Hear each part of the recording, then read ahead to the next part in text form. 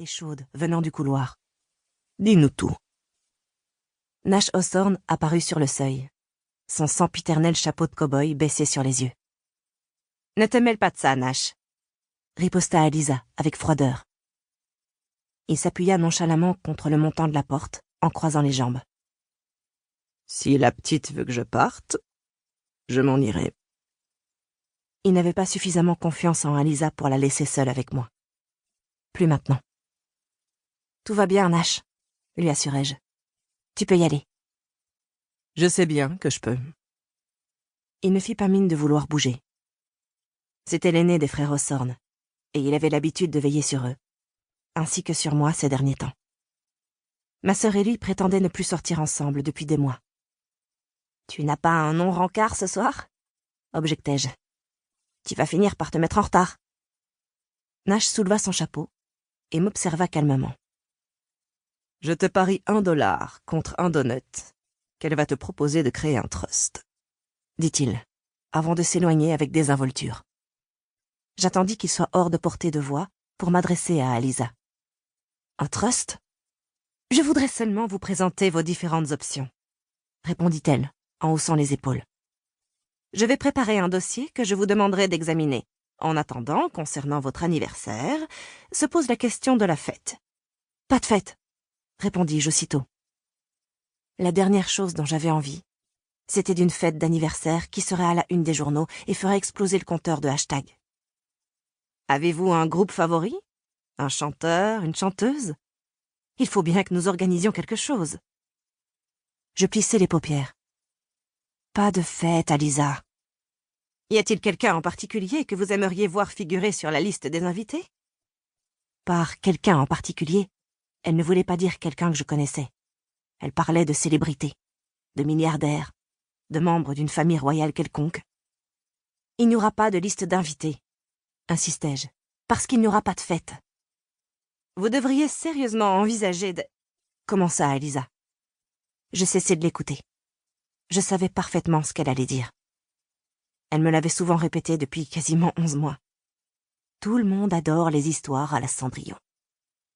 Sauf que la Cendrillon en question avait un pari à remporter. J'examinais les escaliers en fer forgé.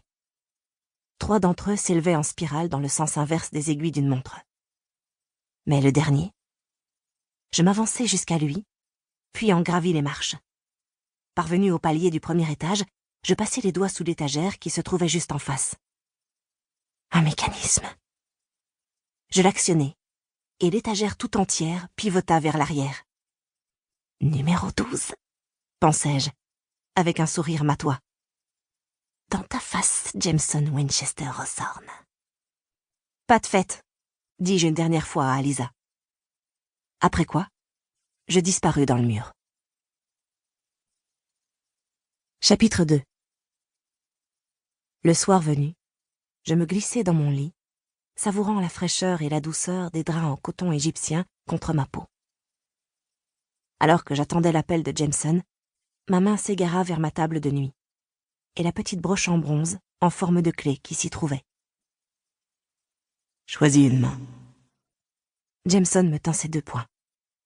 Quand j'indique le droit, il déplie ses doigts et me montre sa paume vide. J'essaie le gauche. Pareil. Puis il replie mes propres doigts en poings. Quand je les ouvre, je trouve la broche au creux de ma paume. « Tu as résolu l'énigme des clés plus vite que n'importe lequel d'entre nous, » me rappelle Xander. « Assez perdu de temps comme ça. »« Désolé, petite, » ajoute Nash de sa voix posée. « Cela fait 6 mois. Tu es l'une des nôtres maintenant. » Grayson ne dit rien. Mais quand je laisse échapper la broche en essayant maladroitement de l'épingler, il la rattrape au vol, avant qu'elle ne touche le sol. Ce souvenir aurait bien voulu en évoquer un autre. Grayson et moi dans la cave à vin. Mais je refusais de me laisser faire. Au cours des derniers mois, j'avais élaboré mes propres méthodes pour me changer les idées. Attrapant mon téléphone, je me rendis sur un site de financement participatif et effectuai une recherche avec les mots-clés « facture médicale » et « loyer ». La fortune des Hawthorne ne serait pas mienne avant 6 semaines encore. Mais le cabinet McNamara, Ortega et Jones avait mis à ma disposition une carte de crédit au plafond. Pour continuer à écouter ce livre audio gratuitement, cliquez sur le lien dans la description et vous pourrez l'écouter en entier sans frais grâce à l'essai de 30 jours d'Audible.